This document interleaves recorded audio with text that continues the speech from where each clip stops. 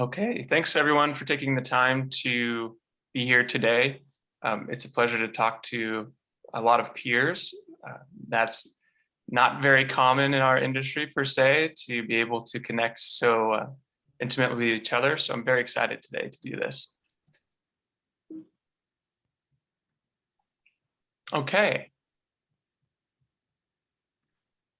Well, I'm going to start by saying Cogio is a consulting firm. We're based here in Portland. We work with organizations all across the country, mainly 501c3s, and generally startups to medium-sized organizations, some larger, but our sweet spot is really in where people are starting to do development for the first time, or they have some experience with fundraising, but they want to take it to the next level.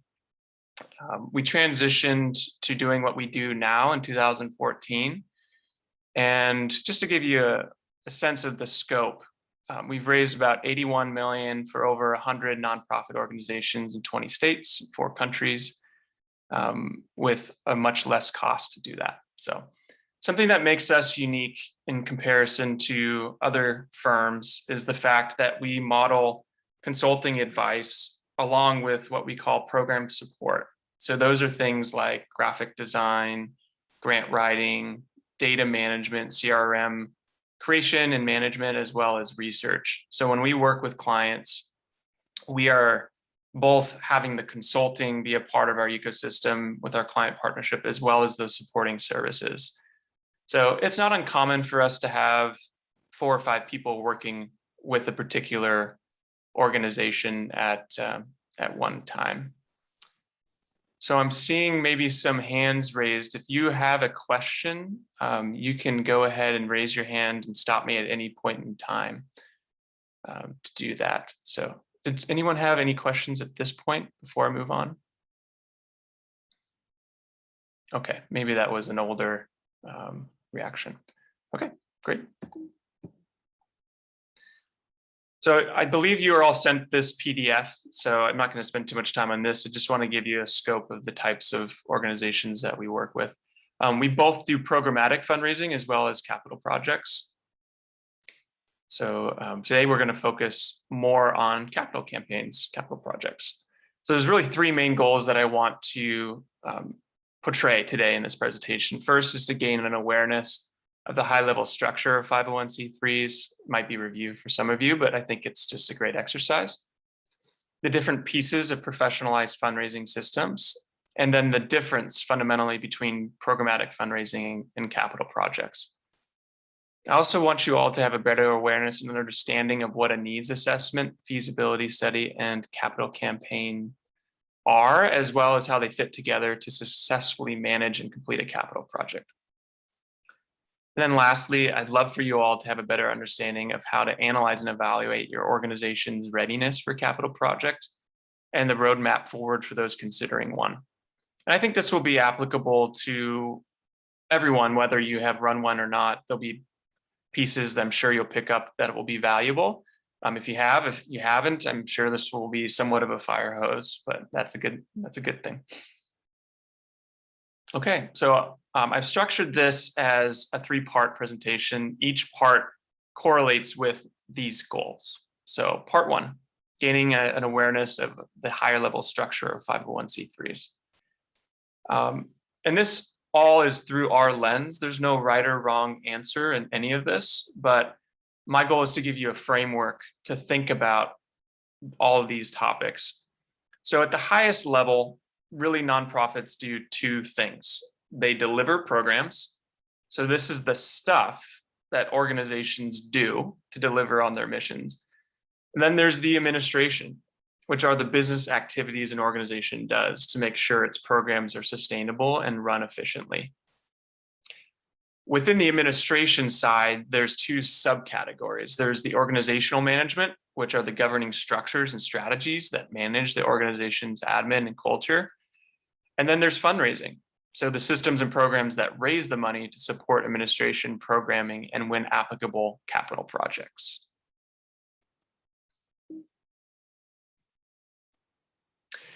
So this is a graphic that we've created to better define the fundraising section, sub-bullet.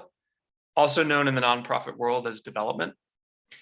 So this is called the House of Development, and it's logically built to give you a framework to understand all the pieces of development. So the very first relationship that you can have with any donor is the pathway into the house. So that's PR, website, social media, e-newsletters, annual reports. And in some cases, the first level, events and annual and membership giving, can be entry points into your relationship with a donor. So at the base floor, that comprises the different strategies that can most often attract people to your organization.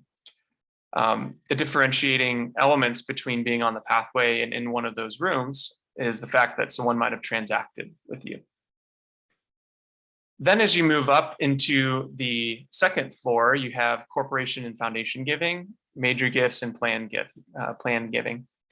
This is when someone has a deeper relationship with your organization. So in many cases, if you think of it as a pipeline, people are introduced and transact at the annual membership giving level, which can be monthly recurring donors, online giving, maybe participation at a gala or cultivation event, and then developing the relationships over time into being a larger funder. Another differentiating factor between a major gift and an annual giver in Cogio's lens is the amount. So we put that at generally 1/1000th of an organization's budget to determine whether or not they are a retail giver or a major gift contributor. If the organization doesn't have a large budget, then usually we put $250 or $500 as a major gift. Generally, also, to best attract corporation and foundation giving, you want to leverage those relationships that you have with major donors and potentially sometimes those in annual level as well as events to have a relationship established through the individual to a corporate entity or a foundation.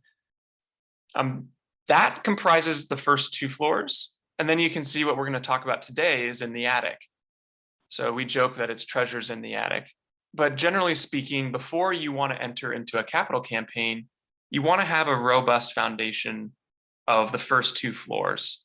And that way you have a predisposition to go into the feasibility study and potentially a capital campaign with qualified prospects that already have relationships with your organization. It's very hard unless you have a very specific circumstance to enter into a capital campaign if you have not established a core base of relationship with donors. And then to round out the graphic, transformational gift is the roof. A transformational gift is something that is so profoundly large in relationship to the current operating budget of a foundation or a nonprofit that it transforms its ability to operate. So if your budget is $500,000 and you get $1 million gift, that's a transformational gift. And then something that's fun that we do, the smoke coming out of the chimney is the burn rate. You have to keep logs in the fire with constant stewardship throughout the entire house to ensure that your relationships continue on with folks as you progress in your development work. Okay. Great. Now I'm going to, the very basic high level, give you an overview of the difference between programmatic fundraising and capital campaign fundraising. So programmatic fundraising is to support the year-over-year program operations of an organizational management system. So those are things that are secular and annual and tend to be actually operating something. A capital project is for a specific renovation or build out of a physical asset, and it tends to be a multi-year project, generally between 3 and 5 years. So at the highest level, that's the difference between the two types of fundraising. Many organizations start just with programmatic fundraising, and that includes all of the things that are on the bottom two floors of the House of Development. And then simultaneously, they'll enter into a capital campaign and run those initiatives in parallel with one another. It's very unusual for an organization just to run a capital project and not be doing programmatic fundraising at the same time. It can happen, but again, generally it does not. Okay.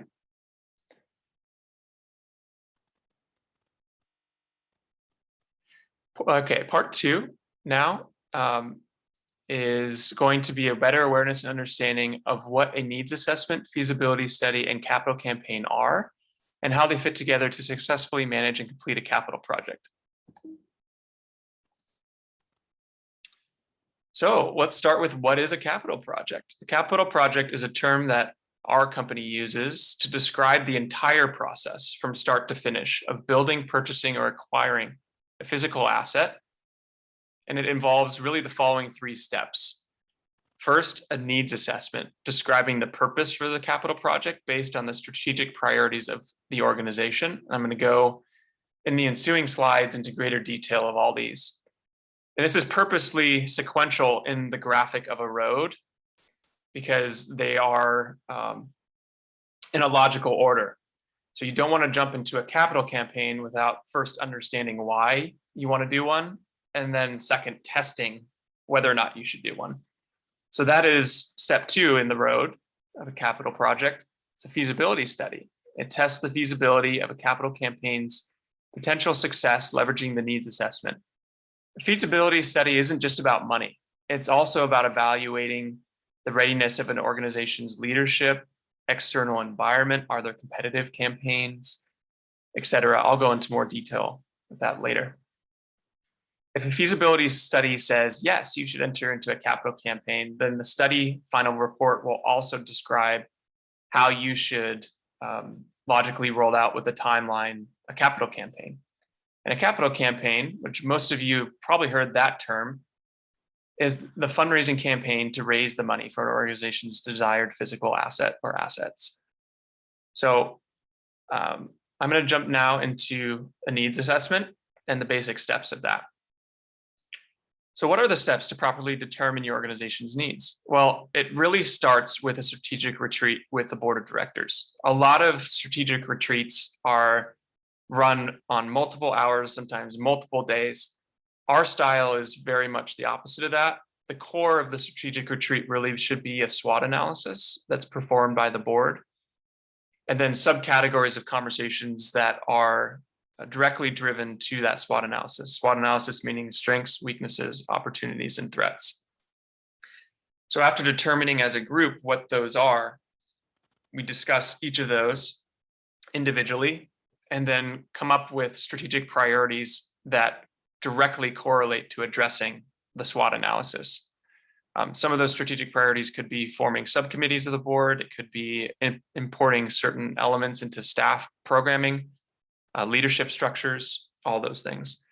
However, part of that SWOT analysis could be a capital project, or our facilities are too small, or our location isn't serving our need base, etc. That's where the project ideation and clarification comes into process. So out of the strategic priority process of the strategic retreat, a subcategory of that could be that capital projects should be considered for whatever reason. At that point in time, you would start to define your project. So do you need a 55,000 square foot facility? Why do you need that large of a facility? What's going to be in that facility? How does it contribute to your overall mission, as well as address the strategic priorities that were developed by the board of directors? That all culminates into what we call a defined needs assessment. It's a really important process to go through that generally a lot of organizations skip, but is one that is really vital to set the stage for why you should be doing a feasibility study and then ultimately potentially a capital campaign. Okay, once you have the needs assessment, then you enter into doing the feasibility study, which is the steps to properly execute a feasibility study are listed here. The first is in the preparation. So creating an interviewee list that is derived both from people internally at the House of Development, different stages, as well as externally. So those could be large donors, foundations, corporate representatives, internally, and then externally, it could be government entities, local civic governments, it could be other external partners that potentially could share in the space. But developing an interviewee list is really important. Also developing something called a case for support. This really is derived on the needs assessment. So it's not a fancy design document.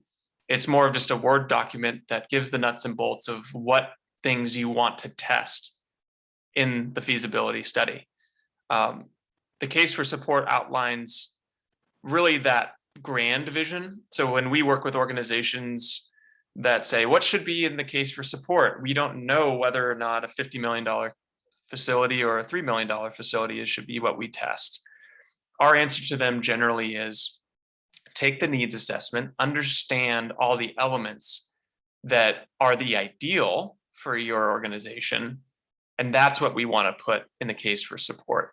So we want to put all the things that are in the dream scenario, because ultimately the feasibility study will determine if you should not do it, if you should do part of it, or if you have the capacity to do all of it.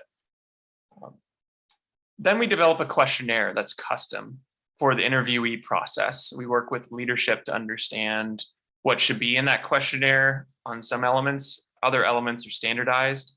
And like I mentioned before, the study is much more than just, hey, can we raise the money?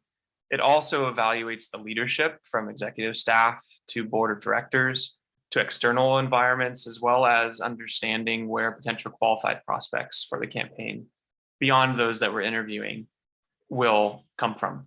So the questionnaire is developed in the preparation stage. And if anyone's interested in any samples of these, we can provide them to you. Then we move into the first interview phase of a feasibility study. So this is really just gathering data from interviewees and conducting the interviews. In the preparation phase, we'll also write a script for those who have the relationship with people who will be interviewing to write a really non-obtrusive email or phone call or text message, if that's how they like to communicate, requesting 30 to 45 minutes of their time. And then we do these on the phone.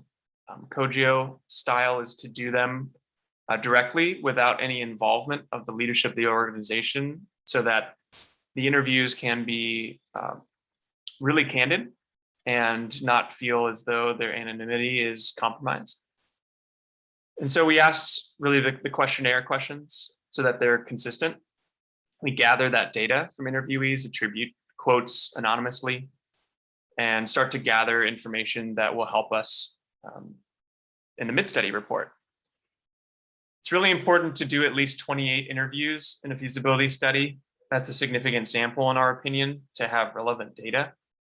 This, more than almost any other element of what we do in development, is extremely data-driven and has nothing but data that provides the core context for what ultimately is recommended.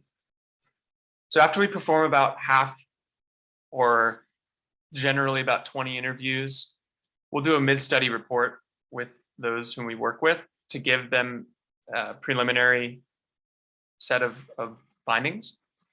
And then we'll see if we need to make any adjustments to the questionnaire, if we're seeing trends, that type of thing.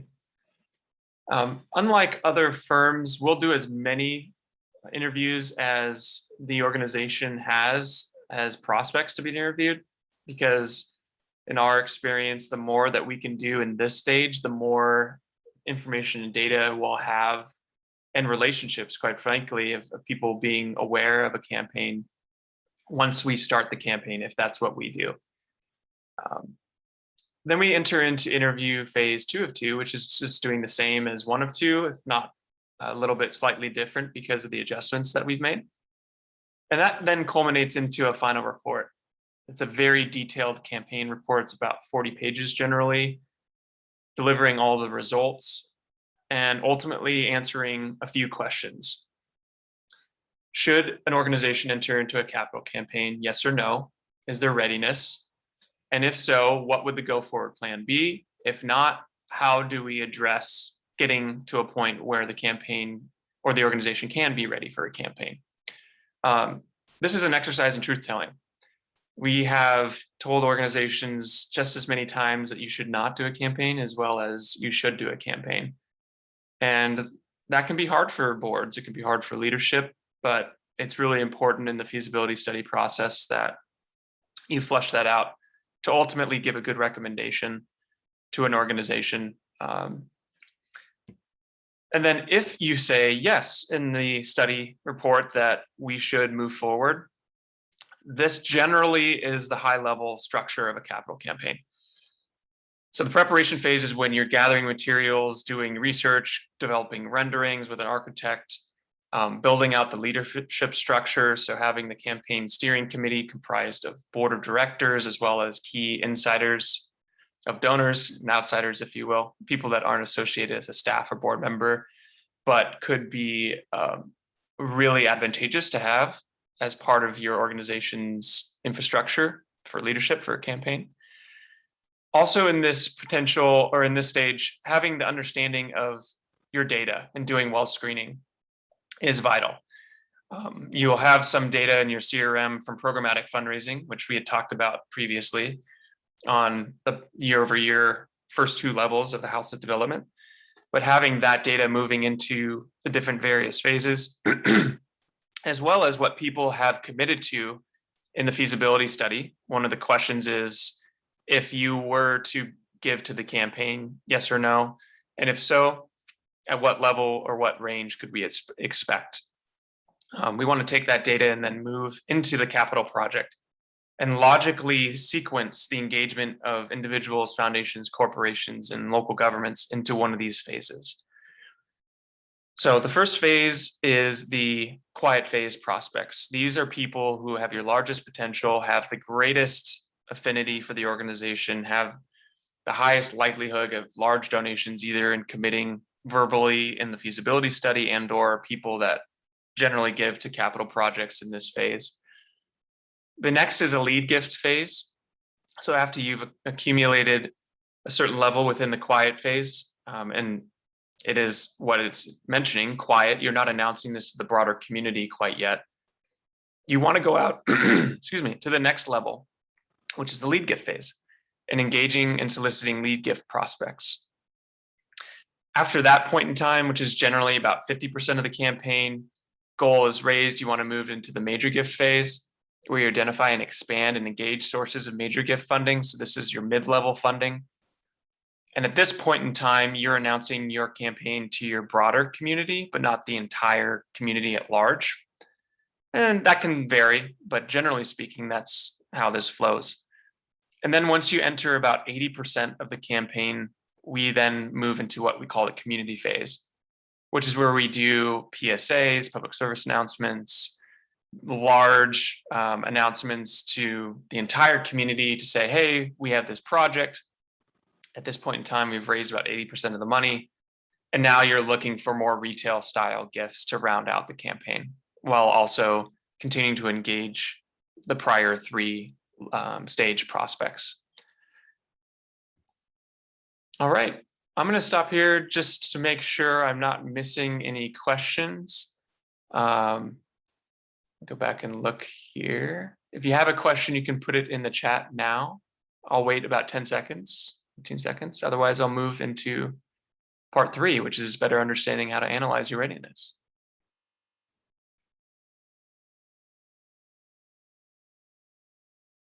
Okay, look like we're in a good spot here. So how do we better understand how to analyze and evaluate your organization's readiness for a capital project?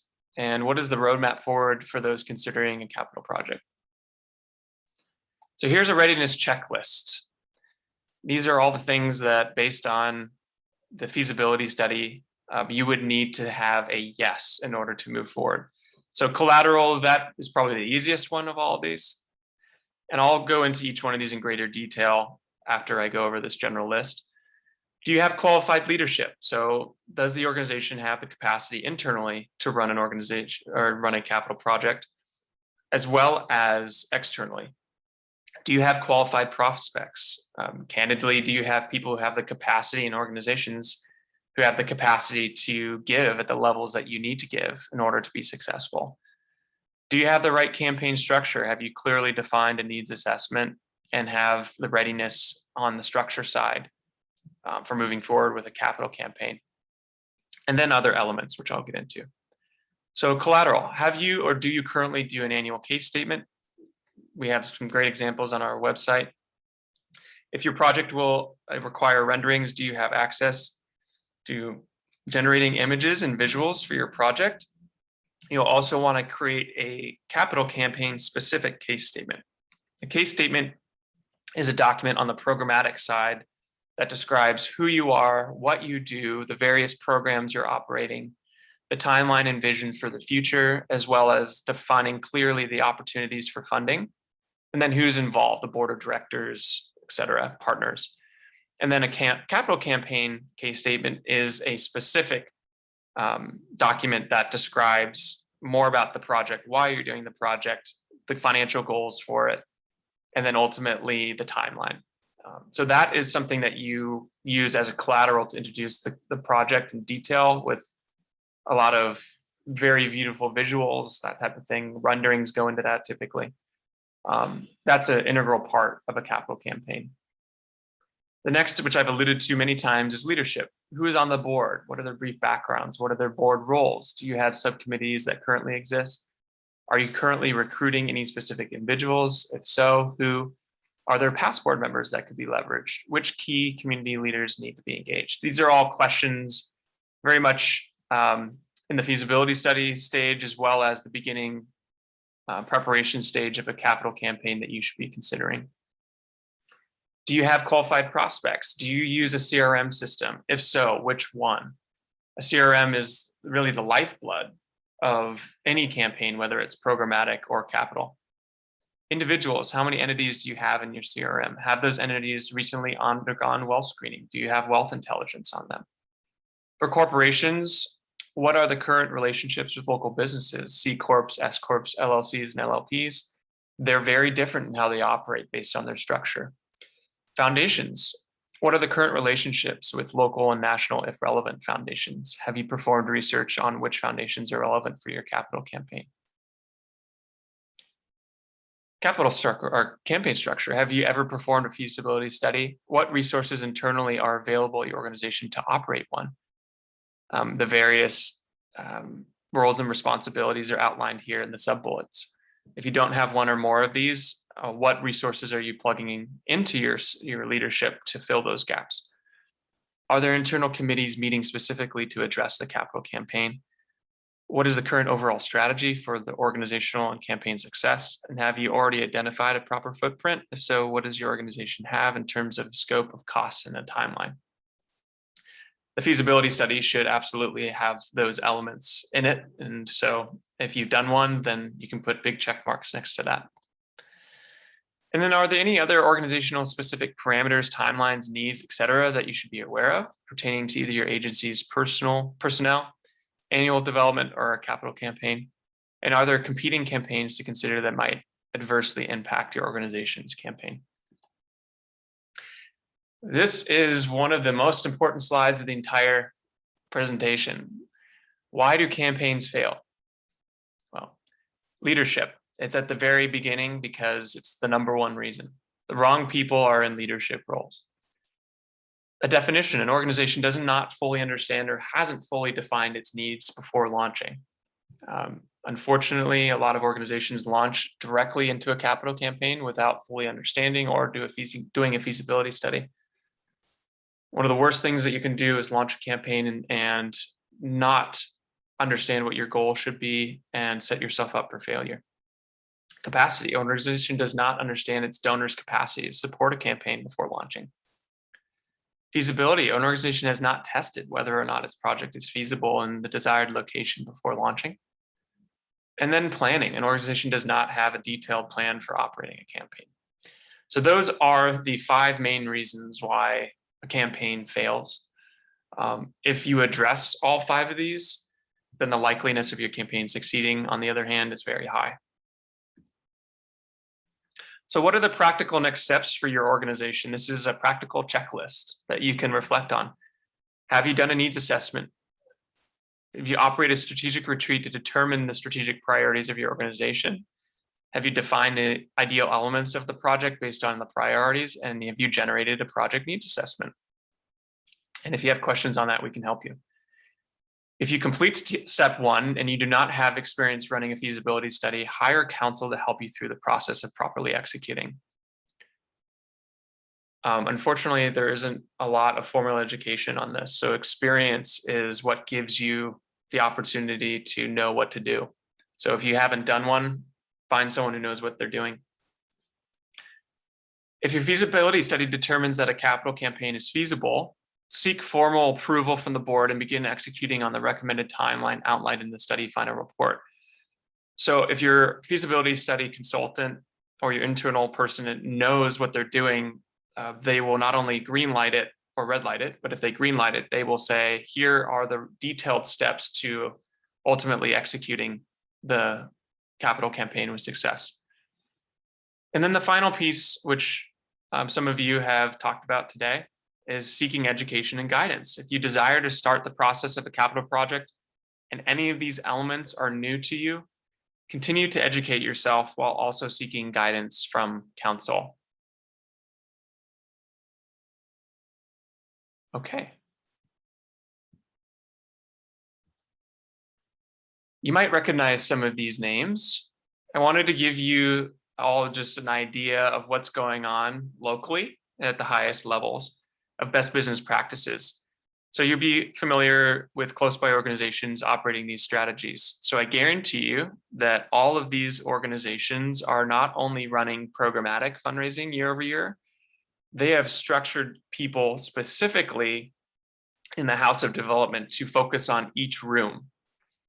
And when you get to the larger size, like University of Oregon, Stanford, et cetera, sometimes a feasibility study isn't required because they have so much data on their donors and they have so many reoccurring capital campaigns over and over that they already know what they need to know in order to enter into a capital campaign.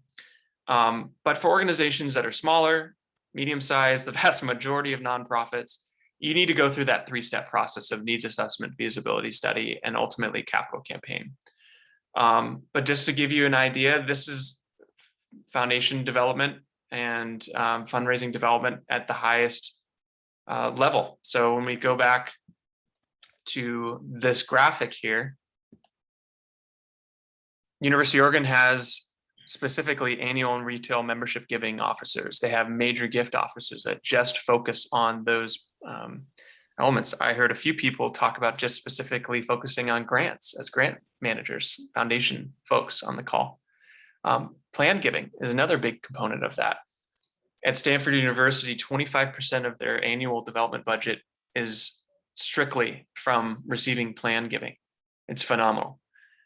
Plan giving is bequests and people leaving donations in their wills and trusts. So at this point in time, I want to know if anyone has any questions. I'll open it up to the general audience, and hopefully you all have taken one or a few or many nuggets from this presentation. So thanks again. That was fabulous, Patrick. Thank you. So I would invite you simply to unmute yourself and go ahead and ask your question. I've got some noise going on in the background, so I'm going to mute myself at the moment.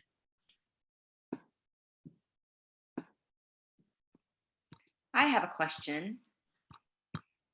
We are about to begin a capital campaign in my organization. We're working with a consultant, and that consultant's going to be working in our offices with us. And I'm just curious, I've heard people say this is could be a stressful relationship, and it's very different when the consultant's with you. I don't want it to be stressful. I'd like it to be successful. So I'm wondering how I can prepare myself. What should I expect from this relationship? I think the best relationships are ones where people are not necessarily on a time-based component, but are on an as-needed component. So you, as the person who's working closely with this person or people, will have access to them.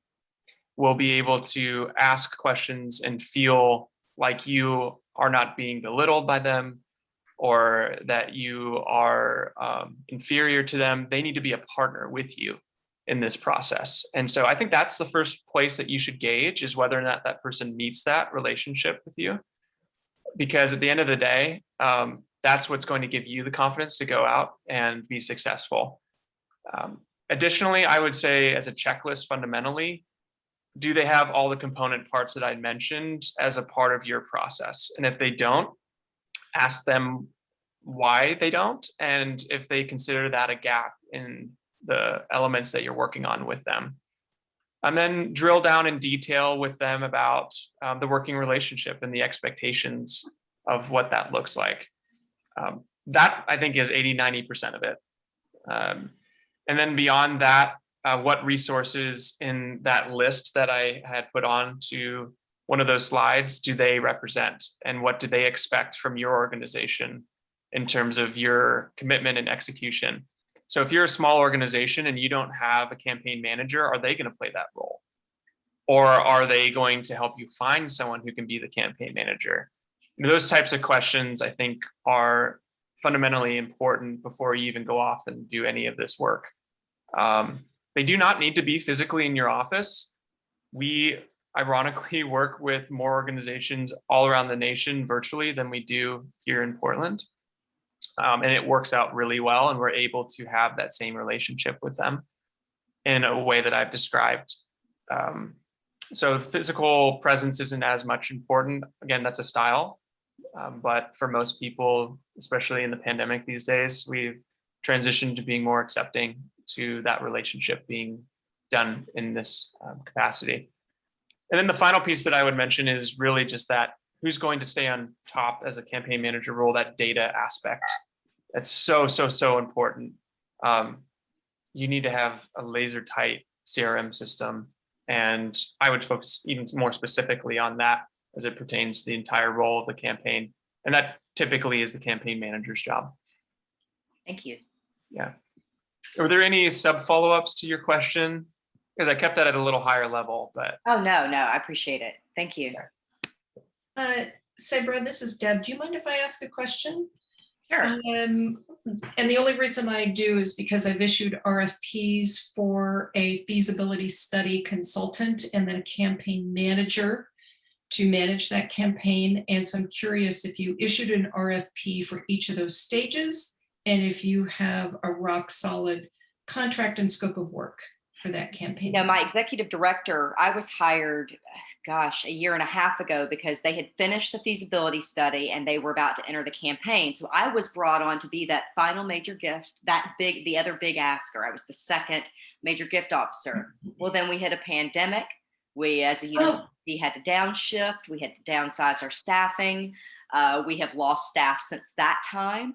And so now we are locked into the campaign as of I think a couple months ago. It was okay, we're ready to go. And we've picked our consultant. They've gone through and vetted. I think they had it down to 3 other consultants they were looking at.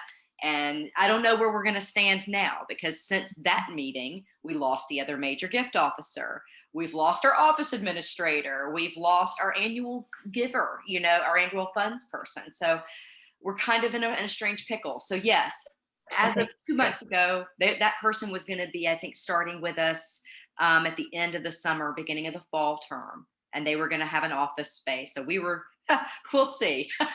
Yes, you will. That's for sure. All right, thanks. Just wanted to help at all if I could there. Anybody else? I have a question.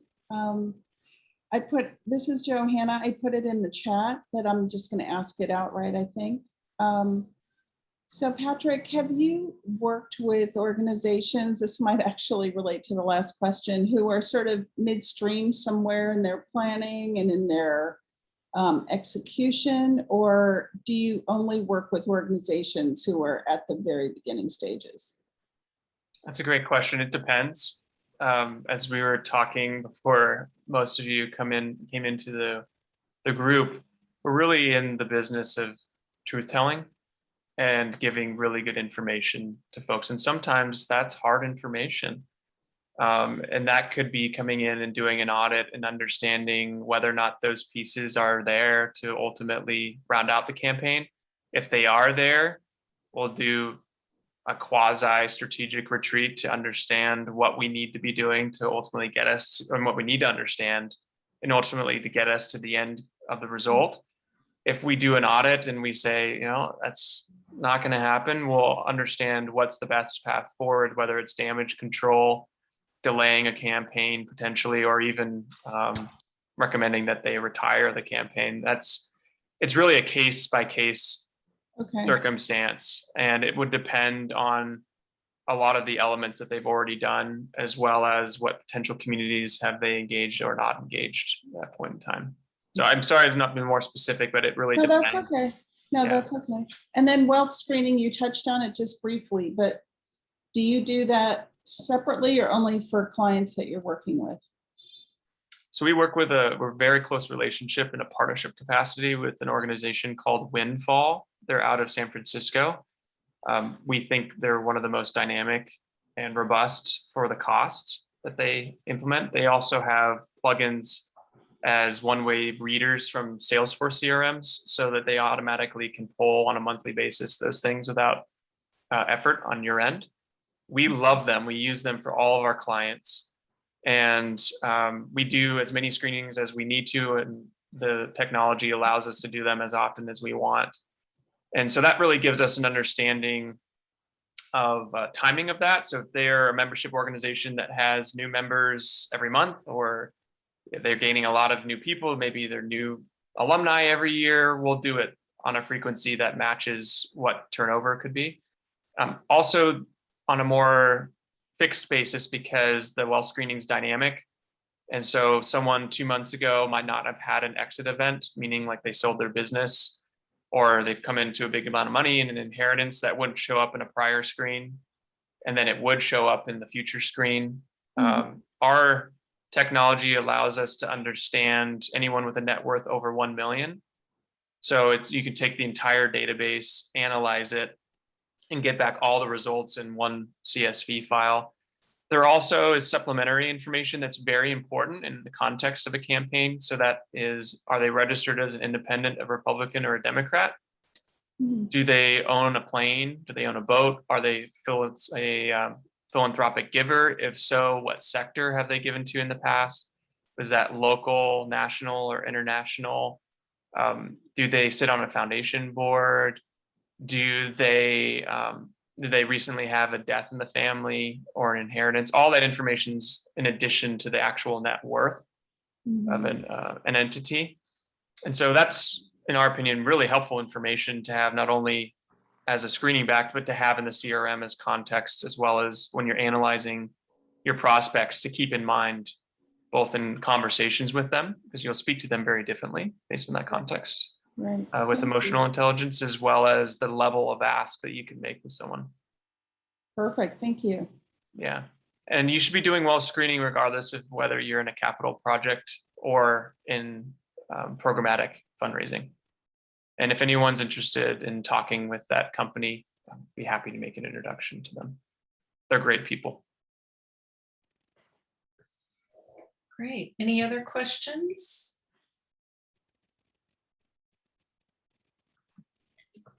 I wanted to touch a little bit on the foundation arm of this, because we're midstream in our capital campaign, and ours has been a little bit unique in that it's very responsive campaign. We're the only day shelter in Portland, and COVID has made things really hard. So we didn't, we did the strategic planning stuff, but we didn't really do a traditional feasibility study and all that. We found a space that was going to work for us.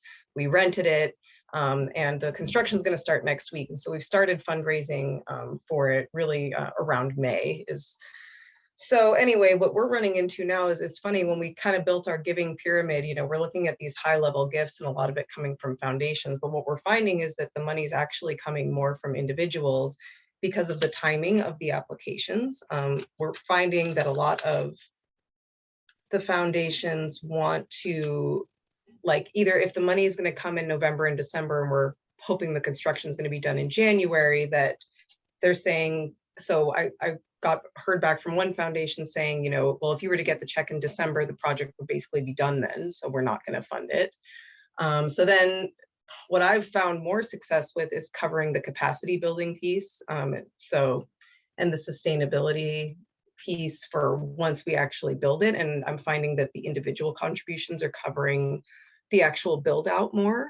And I'm curious if this is something that is pretty standard, or if it's more unique, or what's the general recommended timeline for applying to a foundation for capital support? Because I feel like I'm getting like mixed messages. Then other foundations are saying, you know, that their timing is different. So I just was curious if you know of any sort of standard for generally like when you want to get those applications in, if you are looking for capital support, and is the standard they want you to have the money, you know, ahead of time, or you know, anything like that. Any advice would be appreciated.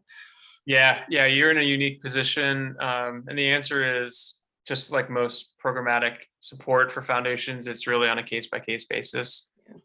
And so your role is to really understand what that is, talking to the program officer and saying, hey, what's the typical behavior of your foundation? Where do you like to come in the process? Do you like to come in and lead rounds? Do you like to come in and round them out? Another element that I heard you touch on that's incredibly important that I didn't mention in the presentation, but should be a part of any campaign goal is, in addition to the cost to build out the structure, there should be a maintenance fund that's part of the overall campaign goal. That's a mistake that a lot of people make, not including. So they'll build the infrastructure, but then they won't have the money to support it. So that's a way to engage a foundation if they're having some trouble on the front end to say, we don't come in at this stage. You could say, okay, well, actually we're mid-stage because generally we do a 5-year runway. About 15% of the campaign goal tends to be what it is. So if your campaign goal is 5 million, I think what's 15% of that? 750,000. That would be your ongoing maintenance fund that you could engage as part of the capital projects campaign goal. I heard you touched on, if I heard this correctly, that this has been more of a reactive campaign to a need that's popped up immediately rather than being able to have the time to go in. And that sometimes happens. And so you can enter into those campaigns and raise as much money as you can and take advantage of the opportunity of the environment being such that you can really tap into people's hearts and minds at this specific moment. And the needs assessments through the roof, right? In that particular case, you can set your organization up to engage in that campaign, but minimize the risk for operating that campaign. So only engaging in building, buying, etc., at a point in time when your organization has the money in the bank to do the work, right? And sometimes that happens. But I would say from your position, from a foundation grant officer, your duty is to engage as many entities as possible with truthful information and framing it in a way that's going to resonate best with the foundation. So my recommendation is do it on a foundation by foundation basis, understand the intricacies of where they like to fund, and then shape your narrative to that particular foundation's ultimate goal. Also, even though you're geographically in Portland, you're in a particular case where foundations nationwide would be applicable. So if you haven't already, I would open up your pool to a national pool, which will give you more organizations that are interested in funding the stage that you're currently in. That's good advice. Yeah, I've definitely been calling and making friends and having meetings with anybody that'll take my call at any foundation, which is something I've never done before. I've just kind of gone through the application. So that's been an adventure for sure. Yeah. So well, let me talk a little bit about what we call foundation outreach, which is the whole process rather than just the actual application grant writing. So when we work with clients, we'll engage in a holistic strategy when it comes to grant writing and foundation outreach. And this is in both programmatic and in capital. So we'll do the initial research on Foundation Center Online typically, and you can gain access to that for free at the public library in Multnomah County, by the way. And do the research on the parameters. It pulls up a lot of different organizations. That's your initial list. Then from your initial list, you want to go deeper into researching 990s, researching their websites, and just seeing that affinity piece for where you're at, both on a capital project scale as well as the sector that you're addressing in human services. And then once you have that list refined, you want to go even deeper into understanding who's on the board of those organizations, And this is the key part. It's triangulating into the relationships of those key decision makers even before you have an application submitted. So I'll give you a really robust key example of this. We're working with a soccer club in Pleasanton, California called Ballistic United. They are an all boys club that is competitive and rec. They don't have a capital project, but they have programmatic fundraising to offset their financial aid, basically. So the pay to play model of being a member is $5,000 or $4,000 a year. Not everyone can pay that. When we did this process of identifying foundations for them, we did the research, narrowed down the list, like I just mentioned. We pull the board lists from the websites in 990s, and we have a key group of people on the board, staff, key donors, everyone that we can compile into a leadership group, analyze those lists, quite literally sending them to them, saying, hey, do you know any of these people? Because if you can get someone who knows someone on that board, your chances of getting a donation go up from about like 10% to 80% potentially. And so doing that work with that club, when we sent that list, someone said, oh, I know Gary. Gary went to high school with my father. So that introduction was made to the ED. The ED had a coffee conversation with Gary on the board of that foundation that has $90 million in it. And Gary said, even though we're a Christian-based organization, 25% of our funding goes to youth outside of Christian-based funding. Soccer club's not a Christian-based organization. And so the likelihood that they will get a $25,000 grant went astronomically up from that foundation, rather than just writing the application and hoping it's being submitted. Yeah.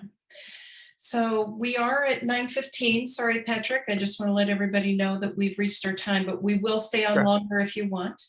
And the one thing I do want to point out is that when you do start to outreach at the national scale or even beyond the boundaries of your domiciled state, you are required by IRS regulations to register in 41 out of the 50 states to even put a doesn't matter if you get money or not, simply to ask or to promote or to invite anyone to donate, you're required by IRS law to register in those states.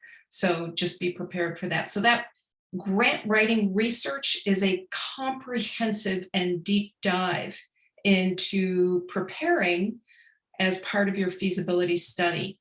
So it's there's a lot to it, but at an organizational level, it'll help you for years beyond the capital campaign. It's absolutely worth every moment of your time and effort to do that. But so Patrick, we will share your presentation and slides again. Wendy sent them out once, but we'll get them out again to make sure that people know how to reach you. And just checking in with Kate, Eileen, Rini, do any of you have questions before we go? There's one other resource that I want to share with everyone, and maybe you could put this in the follow-up email. Mhm.